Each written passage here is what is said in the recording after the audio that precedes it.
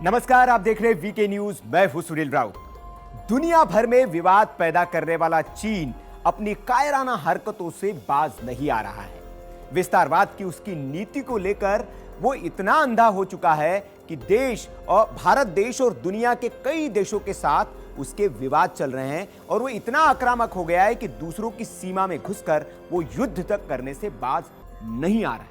लेकिन आखिर चीन ये कर क्यों रहा है, इसके पीछे वजह क्या है, वीके न्यूज एक्सप्लेनर में आज सब यही आपको समझाएंगे। आपको बता दें कि चीन ऐसा मुल्क है जो सबसे अधिक 14 देशों के साथ अपनी सीमा साझा करता है और लगभग सारे देशों के साथ उसका सीमा विवाद चल रहा है।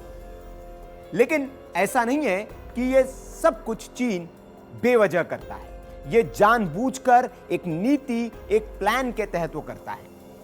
भारत हो, नेपाल हो, भूटान हो या फिर तिब्बत, सब देशों पर वो कब्जा करने की नीति पर चलता है और इस साजिश को वो अंजाम देने में लगा हुआ है।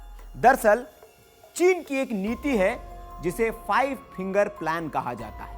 क्या है ये 5 फिंगर प्लान और चीन क्यों इसको हथियाना चाहता है? इन 5 फिंगर्स में कौन कौन से वो इलाके हैं जिस पर वो कब्जा करना चाहता है, इसके पीछे उसकी मंशा क्या है, सब कुछ आपको बताएंगे। इसके लिए इस वीडियो को आपको अंत तक देखना पड़ेगा। दरअसल चीन आधिकारिक तौर पर इस प्लान का नाम तो नहीं लेता है, लेकिन हर वक्त इस प्लान को वो आकार देने की कोशिश में जुटा रहता है। अगर 1940 के दशक की हम बात करें तो तब लाल क्रांति के बाद चीन में माओ सबसे बड़े नेता के तौर पर यहां पर उभरे थे। माओ का ही मानना था कि तिब्बत और उससे जुड़े जो इलाके हैं वो चीनी साम्राज्य का हिस्सा रहे हैं, इसलिए इन इलाकों को किसी भी कीमत पर हासिल करना है। इस नीति की आड़ में चीन 5 जगहों पर कब्जा कर हिमालय में एक छत्र राज कायम करना चाहता है। इस कारण चीन विस्तारवादी एजेंडे के तहत 5 फिंगर्स ऑफ तिब्बत स्ट्रेटेजी में पड़ोसी देशों पर कब्जा करने की साजिश पर विशेष फोकस करते रहता है। तो ये जो तस्वीर में आपको 5 उंगलियां दिख रही है और उसकी हथेली पर जो निशान बना हुआ है उसमें हमने तिब्बत लिख रखा है, तो इसका मतलब है कि हथेली तिब्बत है और उसकी 5 उंगलियां है जिस पर वो कब्जा करना चाहता है। 1949 में जब कम्युनिस्ट पार्टी ने सत्ता चीन में संभाली, तभी से वो इस विस्तारवाद की नीति पर काम करने में जुट गया और इस सरकार के बनते ही चीन ने सबसे पहले तिब्बत पर कब्जा किया, जो हथेली जिसे वो कहता है। इसके साथ ही उसने पूर्वी तुर्किस्तान और इनर मंगोलिया पर भी इसी वक्त कब्जा किया। इसके बाद की बात अगर हम करें तो गृह युद्ध का जब समय आया तो इस समय ताइवान नाम का एक अलग देश अस्तित्व में आया चीन में, और जिसके पीछे चीन जो है आज तक पड़ा हुआ है। आपने देखा होगा कि ताइवान के साथ वो उलझता रहता है और ताइवान को भी चीन अपना हिस्सा बताता है। चीन यही नहीं रुका, बल्कि उसने 1997 में फिर हांगकांग और 1999 में मकाऊ पर भी कब्जा कर लिया। अब इसके अलावा भारत की जमीन पर भी चीन का कब्जा है। आपको पता ही होगा, इस साल फरवरी महीने में विदेश राज्य मंत्री वी मुरलीधरन ने लोकसभा में एक सवाल का लिखित जवाब दिया था, जिसमें उन्होंने इस बात को कबूल किया था कि चीन ने लद्दाख में 38,000 वर्ग किलोमीटर की जमीन पर भारत की अवैध कब्जा किया हुआ है। मतलब 38,000 किलोमीटर की जमीन चीन के पास है, अवैध कब्जा है भारत की जमीन पर। और यह कब्जा आज का नहीं, 6 दशक पहले का है। 1963 में पीओके का भी 5,180 वर्ग किलोमीटर जो इलाका है वो भी चीन को दे दिया गया। अब चूंकि यह भी भारत का ही हिस्सा है, ऐसे में चीन का अगर भारत की कुल जमीन पर अगर हम बात करें तो 43,180 वर्ग किलोमीटर जमीन पर कब्जा है, ये हम कह सकते हैं। बीते साल की बात है, तब अप्रैल महीने में तिब्बत की निर्वासित सरकार के जो प्रमुख थे लेप्सांग सांगे, उन्होंने चीन को लेकर एक कार्यक्रम में कहा था कि तिब्बत एक महज जरिया है, लेकिन चीन का असली मकसद जो है उन हिमालयी इलाकों पर कब्जा करना है जिन्हें वो 5 फिंगर्स कहता है। चीन तिब्बत के बाद भारत की तरफ आगे बढ़ रहा है और इस 5 फिंगर पॉलिसी का अपना मकसद पूरा करने के लिए ही सीमा पर तनाव बनाए हुए हैं। और सबसे बड़ा रोड़ा अगर चीन के राह में कोई है तो वो भारत ही है, क्योंकि भारत मजबूत स्थिति में है और उसके इस प्लान में रोड़ा बन रहा है। अब अगर आपको बताएं कि 5 फिंगर्स कौन कौन सी है, तो सबसे पहले हम बात करते हैं नेपाल की। हमारा पड़ोसी मुल्क नेपाल को भी तिब्बत, चूंकि नेपाल तिब्बत से सटा हुआ है, तो चीन जो है नेपाल को पहली फिंगर मानता है और उस पहली फिंगर पर कब्जा करने के लिए वो पुरजोर कोशिश करता है। पिछले दिनों आपने खबर भी देखी होगी कि नेपाल के कुछ गांवों पर कब्जा कर लिया है चीन ने। वहां पर भी लोग सड़कों पर उतरे थे, चीन के खिलाफ खूब प्रदर्शन किया, लेकिन वहां पर चीन के साथ कितने भी वो अपने बेहतर रिश्ते होने का दावा करता रहा हो, लेकिन इस देश पर भी उसकी बुरी निगाहें हैं और नेपाल के एक बड़े हिस्से पर चीन कब्जा करना चाहता है। इसे लेकर वो उसने अपनी रणनीति शुरू कर दी है। वहां के कुछ गांवों को उसने कब्जा भी लिया है और इस पर उसने एक तरह से वहां काम कर रहा है। और नेपाल की जो सरकार है, चूंकि वहां पर पहले हिंदू राष्ट्र हुआ करता था, उसके बाद जब कम्युनिस्ट सरकार वहां बनी तो चीन के साथ उनके काफी मधुर संबंध है, ऐसा वो दावा करते। और इन्हीं मधुर संबंधों की आड़ में नेपाल में जमीन कब्जाने में चीन लगा हुआ है। तो पहली फिंगर तो वो है जिसे वो कब्जाना चाहता है और यहां वो आसानी से कब्जा कर सकता है। लेकिन दूसरी फिंगर जो है वो है भूटान। भूटान भारत का एक शांतिप्रिय पड़ोसी मुल्क है, एक अलग देश है और पूर्वी किनारे पर यह बसा हुआ है। भूटान पर भी चीन जो है वो कब्जा करना चाहता है और दूसरी फिंगर वो इसे बताता है और लंबे वक्त से वो इस पर दावा करता रहता है कि भूटान जो है वो उसका इलाका है, लेकिन चूंकि भूटान ने भारत के साथ सैन्य संधि कर रखी है तो इसलिए भारत जो है उस देश की रक्षा करता है और सैन्य सहायता भारत उसको मुहैया करता है। तो भारत की सेनाएं यहां पर सुरक्षा के लिए तैनात रहती है, उसे देखती है।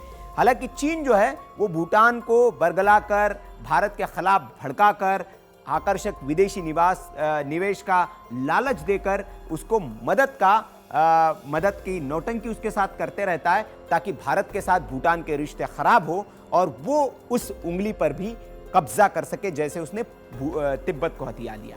लेकिन ये शायद उसका ये सपना पूरा हो पाए। अब बात करते हैं तीसरी फिंगर की। चाइना की वो तीसरी फिंगर है अरुणाचल प्रदेश। अरुणाचल प्रदेश जिसमें अभी तवांग में उसने घुसकर विवाद करने की कोशिश की, तो यह विवाद बेवजह नहीं था, यह विवाद उसका इसी पॉलिसी का एक हिस्सा है। तो अरुणाचल प्रदेश चीन और भारत के बीच में एक बड़ी जो जगह है उस पर वो कब्जा करना चाहता है। 62 के युद्ध की बात अगर करें तो चीन की सेना इस भारतीय राज्य में काफी अंदर तक घुस गई थी और उसने एक बड़े क्षेत्र पर इस राज्य के कब्जा कर रखा है। आज भी इसी अवैध कब्जे पर उसने गांव भी बसा लिए। ये इलाका नेफा के नाम से जाना जाता है। इस इलाके में किसी भी भारतीय नेता की यात्रा पर प्रतिबंध है। मतलब एक तरह से अगर कोई भारतीय नेता जाता है तो चीन उसका विरोध करता है, वो कहता है कि हमारा इलाका है। वो यहाँ के लोगों को, जो वहाँ लोग रहते हैं नेफा में, उनके भारतीय पासपोर्ट को मान्यता भी नहीं देता है, जबकि चीन के पास ऐसा कोई सबूत नहीं है पुख्ता कि जो ये साबित कर सके कि ये उसी की जमीन है।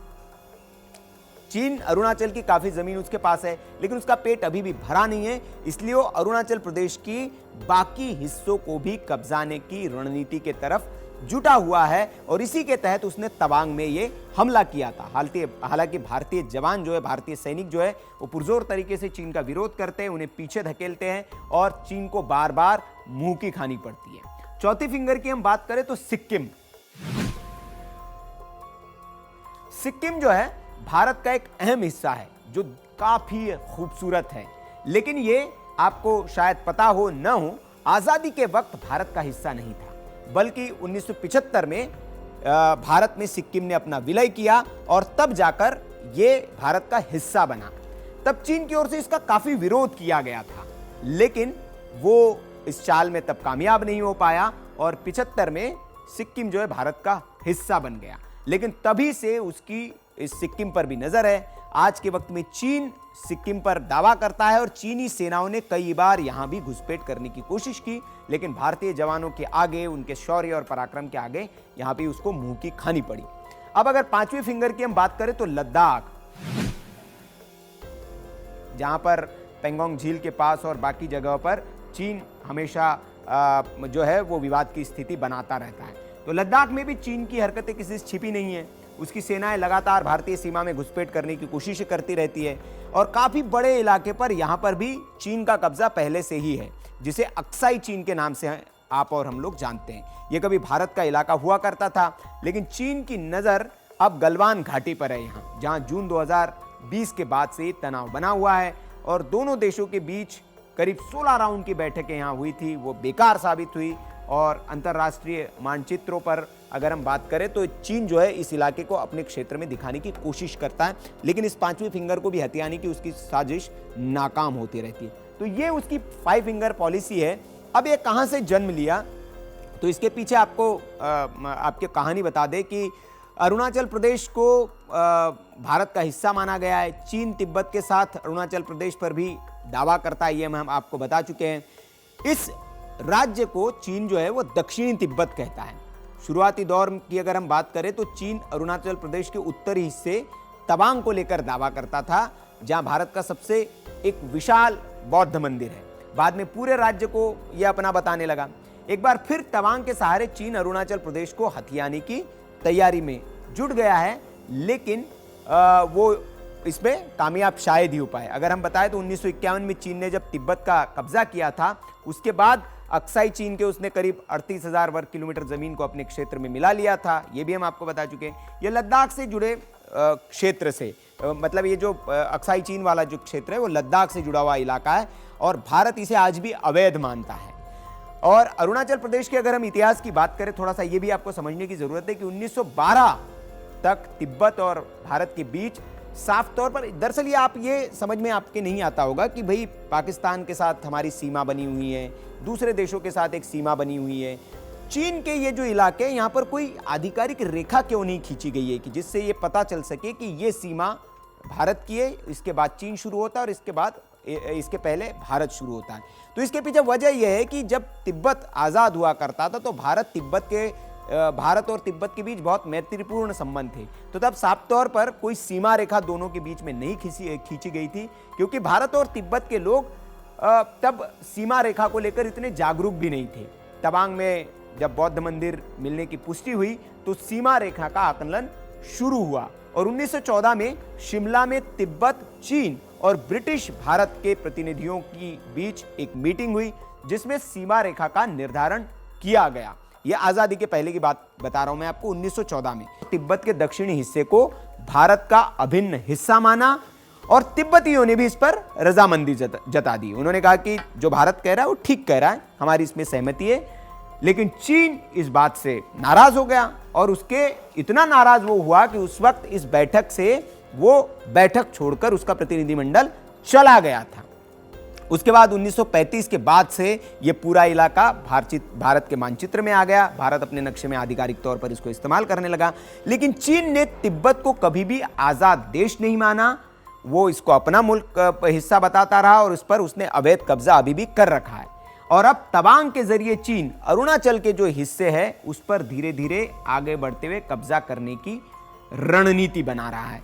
तो ये चीन की रणनीति है जो 5 फिंगर्स प्लान है। और 5 फिंगर्स, ये जो 5 उंगलियां है, ये इतनी जरूरी क्यों है चीन के लिए, ये आप इससे समझ सकते हैं, क्योंकि वो पूरा जो हिमालयन क्षेत्र है उस पर वो कब्जा करना चाहता है। और ये जो तो तस्वीरें आपको दिख रही है, ये चीन के वही नेता है माओ, जिसे कहते हैं, जो लाल क्रांति के बाद वहाँ पैदा हुए और जब उनकी सरकार बनी तो इन्हीं की वो नीति है जो कब्जा करने की नीति। उसी के तहत इन्होंने ही कहा था कि तिब्बत जो है वो हमारी हथेली है और तिब्बत सिर्फ हथिया के काम नहीं चलेगा, हमें उसकी 5 उंगलियों को भी हटानी पड़ेगी, हथियाना होगा, तब मिलकर पूरा पंजा बनेगा।